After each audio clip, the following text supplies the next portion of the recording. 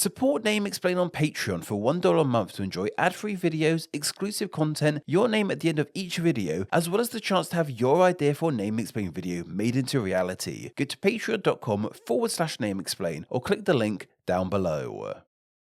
Albania is a somewhat smaller country with a population of around 3 million and a land area of about 11,000 square miles tucked away in the Balkans Peninsula, bordered by Greece, North Macedonia, Kosovo and Montenegro. It also seems to be having a bit of a tourism boom at the moment, which is understandable. Its coast looks incredible and its capital of Tirana seems like the perfect spot for a weekend getaway. What I, however, think is the most interesting thing about this land is the language spoken there, Albanian. Being a part of the Balkans, you may think that Albania would use a Slavic tongue or even have similarities with the neighbouring Greek language, but that isn't the case at all. Albanian has no relation to Greek or any Slavic language or even any Romance or Germanic language. While Albania is part of the Indo-European language family, along with the Germanic, Slavic and Romance languages, it has no connection to any of them. It sits on its own separate branch of this language tree. It probably did once upon a time have sibling languages like many other branches of this family do, but they have since all seemingly died off. The only other two languages that stand alone on the Indo-European language tree today are Greek and Armenian, which too have no living relatives to speak of. What makes things even more impressive with Albanian is the fact that it has stayed so unique, despite the many foreign powers that have claimed rule over this land. Over history, the landmass that makes up modern Albania has been ruled by various powers, including the Thracians, the Greeks, the Romans and the Byzantines, and even the Ottomans. They only proclaimed independence from the Ottomans in 1912, little over 100 years ago. Yet despite this, they held onto the language and it didn't receive much influence from these other languages. This is starkly different to my own tongue of English, which was influenced by literally every other language that arrived on the island of Great Britain. The little flirt. This uniqueness of the Albanian language is even reflected in the Albanian name for the nation too. In most languages, this country is called Albania, or some slight alteration of that name.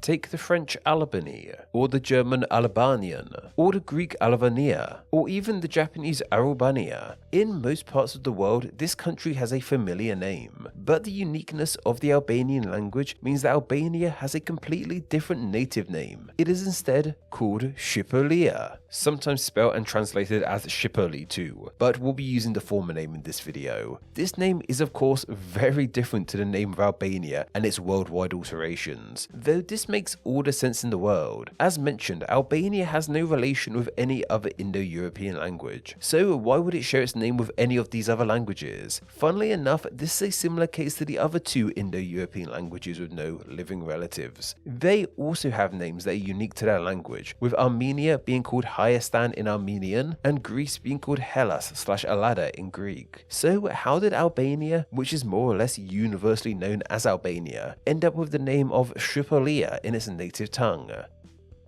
It's probably a tad more sensible to start by looking at the name of Albania first, as that's the name many people are much more familiar with. Like many nations in Europe, the name Albania is a product of the Romans. The Romans had a habit of naming land areas after the groups of people they found living in that land, like how Britannia was named after the Bretonnic people, and how the name Greece comes from the Greci people. These were respectively the first tribes the Romans made contact with in their respective lands and named the entire land after these people, despite the fact that other people were living in these lands too, and the fact that the people these lands were named after didn't have rule over the entirety of the lands. This is why many countries in Europe have a name meaning the land of so-and-so, whether it be with the ear suffix meaning land of, or the more literal land suffix. This is of course the case with the name Albania too. We can see the ear suffix at the end there. When the Romans first entered this land, the first tribe they met were ones called the Albanoi. So the name Albania simply means the land of the Albanoi. The Albanoi were an Illyrian tribe who inhabited this land. Their home city has been dubbed Albanopolis. While we aren't sure where this city was, some scholars believe that it was located in one of two villages in modern day Albania. The name Albania was first first recorded in around 150 AD by Roman geographer Ptolemy. At this time, however, the land of modern-day Albania was in the Roman province of Macedon, so the Romans must have coined this name of Albania prior to the formation of this province and then integrated it into this larger province. The name the Romans used was Albania, which is exactly the same as the modern English name, as well as how it's spelled in other languages. It's impressive that some of the words used by Romans thousands of years ago are still in common use to this day with little to no alteration. So while we know that Albania's name comes from the Albanoi, where exactly did the name of the Albanoi come from?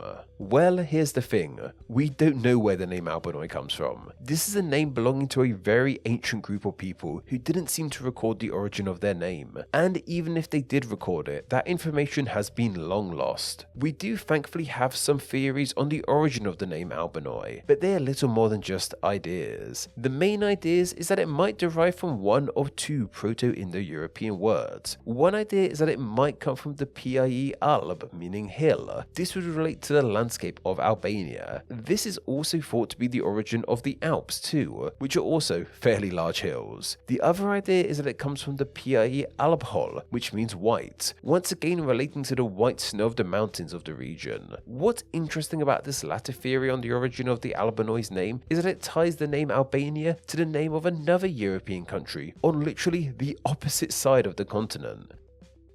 That being Scotland. Scotland, in its native Scottish Gaelic language, goes by the name of Alba. This once again relates to the white and snow of the land, though Alba was initially named for Britain as a whole before being linked to just Scotland. Whatever the case, if like me, you were wondering if there was a link between the name Albania and the Scottish name for Scotland of Alba, the answer is, there might be. While that explains to us where the name of Albania comes from, what about the native name of Shqiperia? This name has a very different origin and doesn't actually relate to a tribe of people at all. The name means the land of eagles, coming from the Albanian word for the bird, Shqiponja. Eagles have become a key part of the national identity of Albania and are celebrated with pride. There's even a two-headed one on their flag. The two-headed eagle, however, is a symbol that stretches way beyond Albania. It is a symbol of power and strength, dating back thousands of years and seen in places like ancient Greek and the Byzantine Empire. More specifically linked to Albania, however, is a myth deeply linked with the nation and its origin and the origin of that name, and even involves an eagle. Not a two-headed one, however. The story goes that a long time ago, a young man was hunting in the mountains and saw a large eagle flying over his head with a snake in its mouth. The boy was curious and tracked down the nest of this eagle. At the nest, the boy saw there was an eagle chick in the nest, along with the snake the mother had brought it for food. The snake wasn't actually dead, however, and it seems that instead of the chick eating the snake was going to eat the chick. Feeling compassion to save the baby eagle, the boy stepped in to save the day. The boy drew one of his hunting arrows and took the snake out, then took the baby eagle home with him.